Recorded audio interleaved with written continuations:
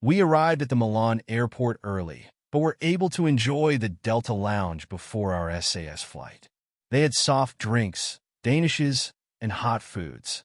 We were able to play cards until time to board our plane for the flight to Copenhagen.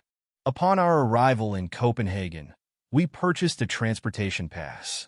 We rode the metro to the central train station.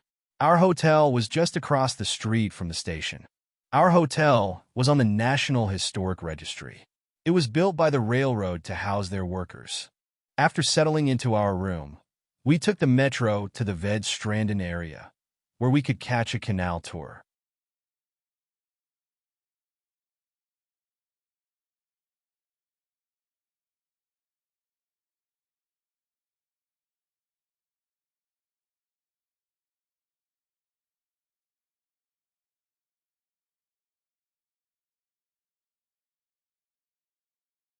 Absalon was a close advisor to King Vladimir I in the 12th century. He played a key role in Dutch politics and church history.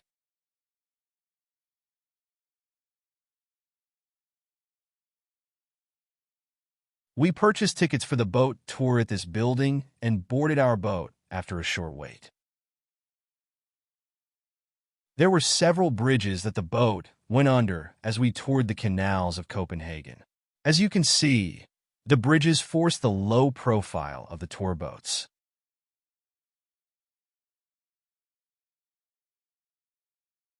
This was a very relaxing way to see the city of Copenhagen. Because of the many canals, Copenhagen is called the Venice of the North.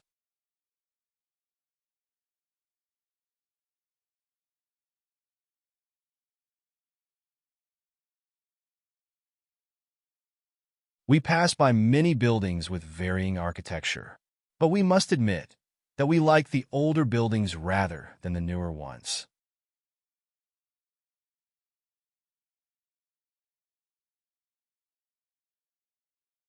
Historically, the Dutch were a great naval power, but today, they have completely eliminated their military.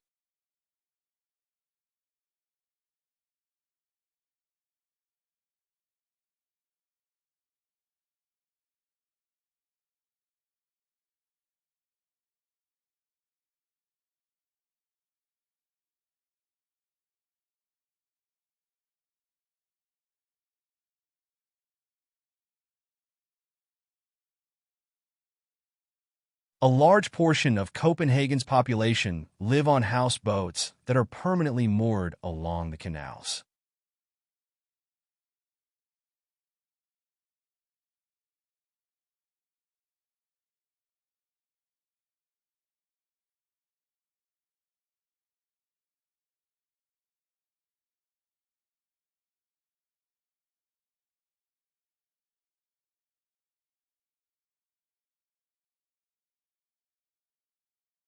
One of the more popular activities was enjoying dinner and drinks on boats while traversing the canals. There were many people sunbathing along the banks of the canals. You have to be careful where you look because the Danes are apparently very loose concerning the need for swimsuits.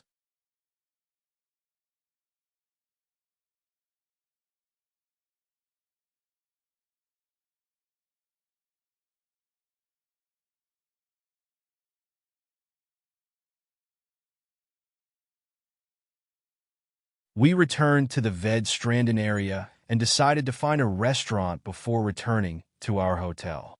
Let's just say that we did not choose well.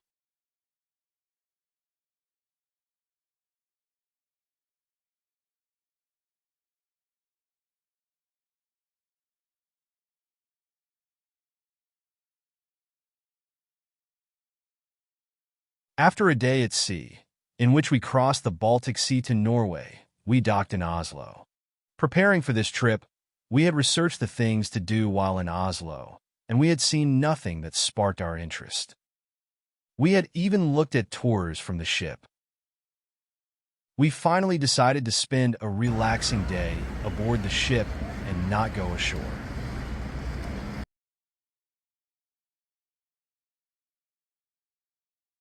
We docked at the port of Warnemund, which is a suburb of Rostock, Germany. Our original plan was to take a Get Your Guide tour to the city of Berlin. This was a 12-hour tour with a lot of walking. Based on our experience in Venice, I did not think Vicky could keep up with the pace of this tour, so we canceled that tour and looked for an alternate activity. When we stepped off the ship, we found a guided bus tour of the town of Rostock. Our guide was informative and entertaining. He had a lot to say about growing up in communist East Germany, indicating that the West had painted a distorted picture of what that must have been like. The first historical reference to St. Peter's occurs in 1292 AD. The church was originally Catholic, but after the Reformation was used by the Lutherans. Rostock was the location of the Heinkel aircraft manufacturing facility during World War II. Therefore, the city was heavily bombed during the war.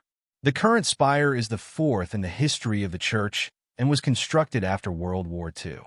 After St. Peter's, we were dropped off near St. Mary's Church and given free time to wander through the old part of Rostock. Kopelinger Street is the main pedestrian area of Old Rostock. We enjoyed admiring the architecture while strolling down this avenue. We had a light snack, and I explored the far end of the street while Vicky rested on a bench. The University of Rostock, founded in 1419, is the oldest in the Baltic region and one of the oldest in all of Europe. There was a small shaded park and this water fountain in front of the university. The first historical reference to St. Mary's Church dates from 1232. There were several fundraising activities going on when we visited. The church, originally Catholic but now Lutheran, reflects the wealth of Rostock when it was a major port city in the Hanseatic League. This astronomical clock was built in Nuremberg in 1472 and is the oldest clock of its kind with original parts that still work. I walked to one of the original town gates and to the Nür Market. This is one of 3 market squares in Rostock and is situated in front of the town hall.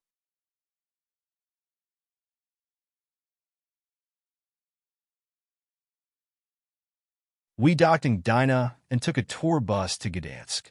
We passed the shipyards where Lech Walesa worked and the monument to the Solidarity movement, which led to the fall of the Soviet Union. We exited the bus and walked a long way to the Green Gate, which marks the entrance into the old town. We turned right and continued down a canal. We passed the office that Lech Walesa used when he was president of Poland. We also passed a swinging pedestrian bridge over the canal and an old grain elevator. Our tour guide took the group through so many twists and turns that I really have no idea exactly where we went. He did not consider that some in the group could not keep up with his pace. But we did see some great architecture.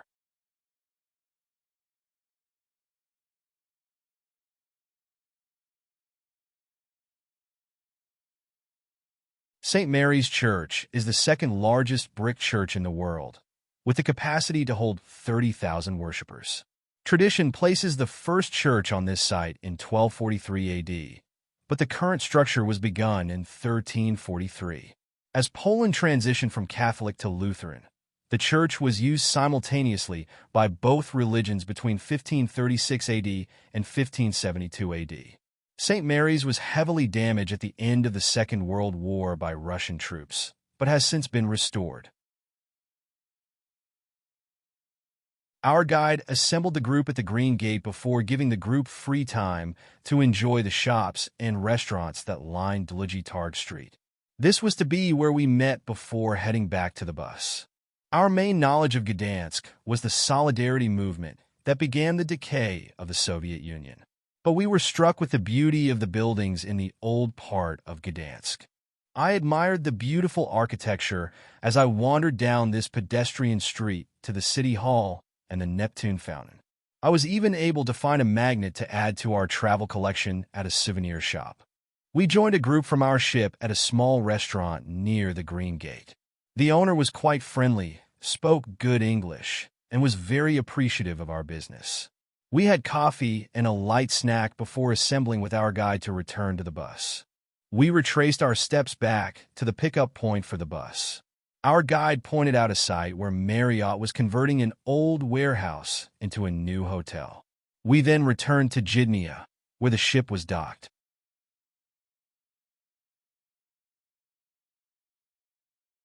The lady at the Copenhagen airport who had assisted Vicky was from KLAIDPEDIA. She had said there was not much to see in this town. Vicky was still feeling the effects of yesterday's walk in Gdansk, and with the wet weather, she chose to stay on board today. I waited until there was a break in the rain, then went into town to find a travel magnet for our collection. The main part of town was not too far from the ship, but there were no souvenir shops that I could find. I finally found a stall at the market with a magnet that would work. The area around the dock was dotted with ship repair shops, an amusement park, and a ferry terminal. We spent the day playing games on the ship and reading.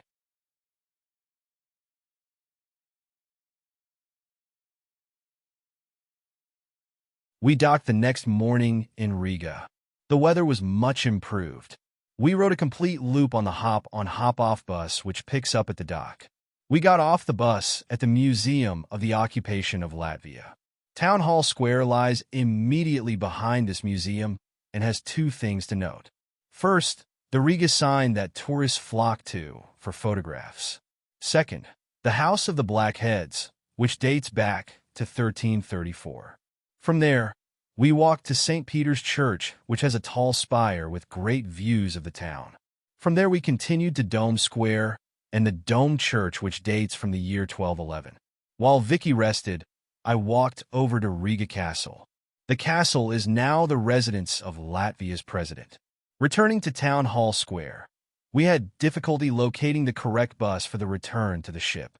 Chad Stevens, who was in the youth group at League Street Church of Christ with our son Jody, has lived in Riga for 7 years, working with an orphanage. We had emailed him before our arrival to see if we could meet, but he failed to check his email in time to make connections.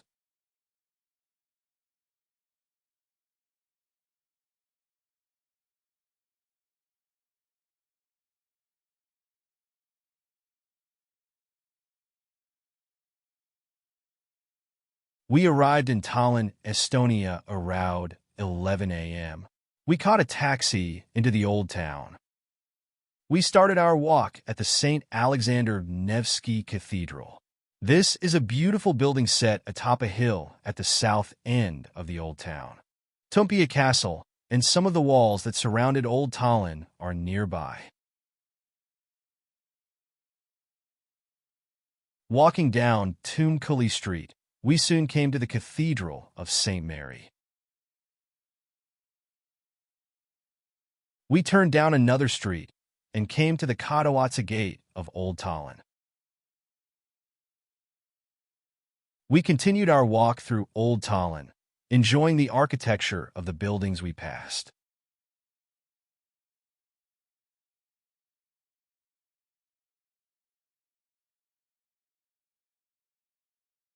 We eventually came to Town Hall Square. This is the main square of Old Tallinn. It fronts the old Guild Hall and is lined with shops and restaurants. In the center of the square are several benches and places for children to play. Vicky found a spot to rest here, while I wandered around the square taking photographs.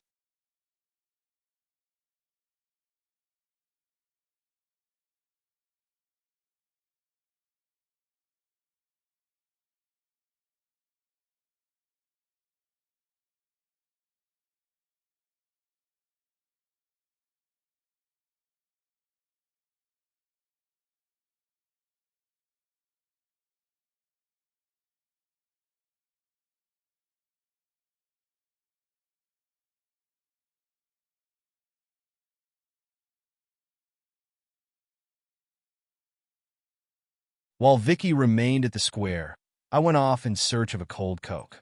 After walking 3 blocks in a new direction, I returned to the square empty-handed.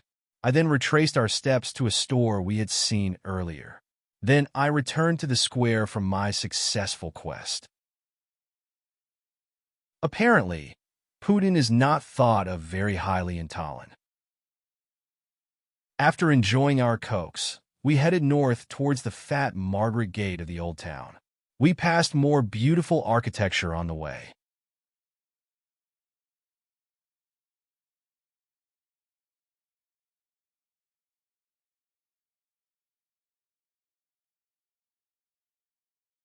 We made a brief stop at St. Olaf's Church, but it was undergoing repairs. Fat Margaret's Gate contains a museum and visitor center. We called a boat driver to return to the ship.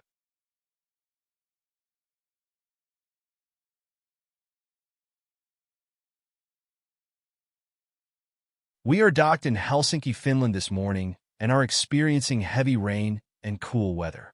We had breakfast and played trivia before leaving the ship. The hop-on hop-off bus comes right to the terminal, so we plan to ride 2 circuits and stay on the bus. Unlike some of the towns we have visited on this trip, Helsinki has no old town that is pedestrian only.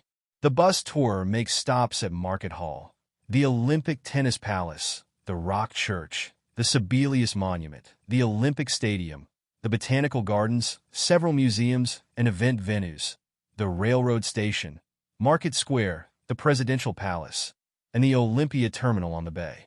We thought about getting off at Market Square, but the weather was not cooperating. After 2 circuits, we got off the bus and purchased a magnet at a stall in the terminal before getting back on the ship.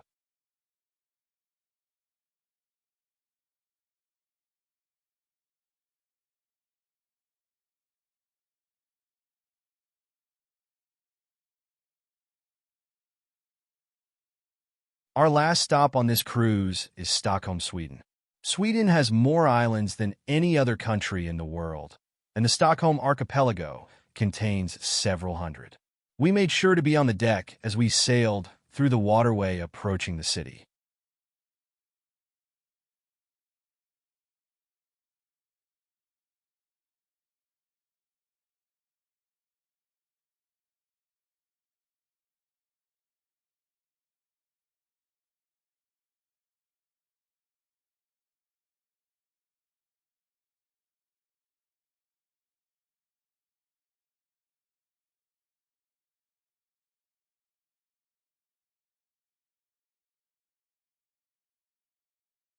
We purchased a combination bus and boat tour from the vendor at the cruise terminal. After waiting in line, we boarded the bus and headed into the city. Stockholm has seen human occupation since the 6th century BC, but the current city was founded in 1252. Occupying 14 islands, Stockholm is the largest metropolitan area in the Nordic countries.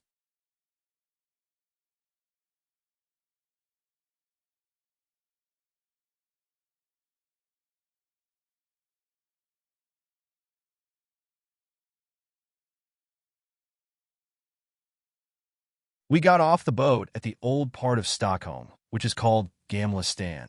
This area is where most tourists spend their time.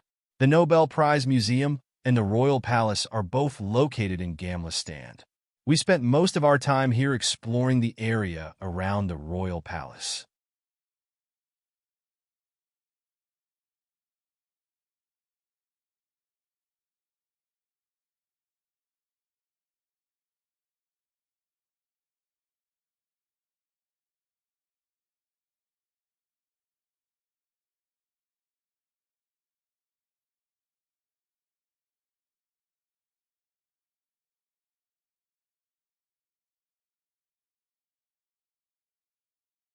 All the boat tours leave from a dock area just across the street from the Royal Palace. We did not have to wait long to board the boat.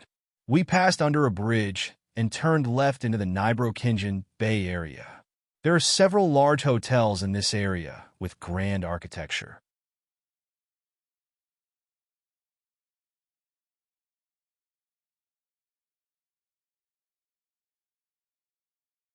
Heading southwest, we passed several major tourist attractions. The first was the Vasa Museum. This museum contains the warship Vasa. This ship sank in the harbor after sailing 1,300 meters on its maiden voyage in 1628. Next comes the ABBA Museum. This is an interactive museum dedicated to the ABBA singing group. On the bus tour, we saw extremely long lines of people waiting to get into this museum. We also passed the Grana Lund amusement park, which had attracted many visitors also.